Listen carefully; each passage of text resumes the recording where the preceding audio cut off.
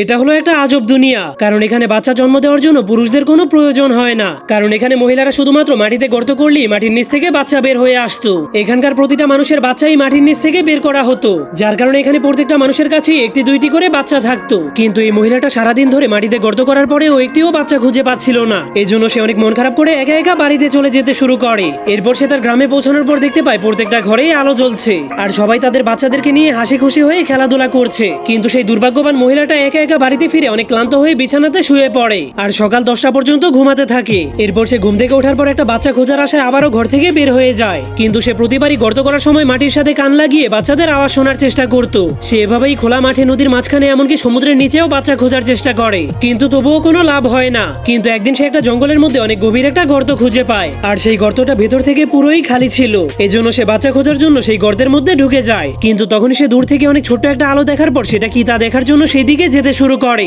কিন্তু সেখানে যাওয়ার পর সে ছোট্ট একটা ফুটো দিয়ে ছোট্ট একটা মেয়ের চেহারা দেখতে পায়। এজন্য সে প্রচন্ড খুশি হয়ে সেই বাচ্চাটাকে নেওয়ার জন্য জলদি করে সেখানকার মাটি সরাতে শুরু করে দেয়। ফাইনালি সে তার নিজের বাচ্চাটাকে পেয়ে যায়। কিন্তু তখনই হঠাৎ করে সেই বাচ্চাগুলোর বড় বড় হাত তাকে সেই গর্ত থেকে বের করে আনে। কিন্তু সেই বাচ্চাগুলো কোনো সাধারণ বাচ্চা ছিল না, কারণ সেই বাচ্চাগুলো মানুষের চাইতে অনেক বড় ছিল।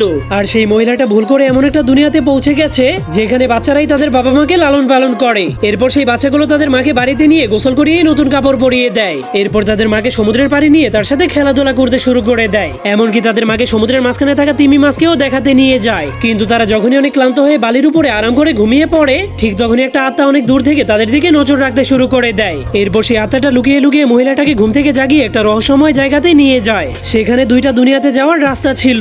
তখন আত্মাটা চাইছিল মহিলাটা যেন এই রাস্তা দিয়ে তার আসল দুনিয়াতে চলে যায়, কিন্তু মহিলাটা তার আসল দুনিয়ার সব স্মৃতিগুলো ভুলে গিয়েছিল।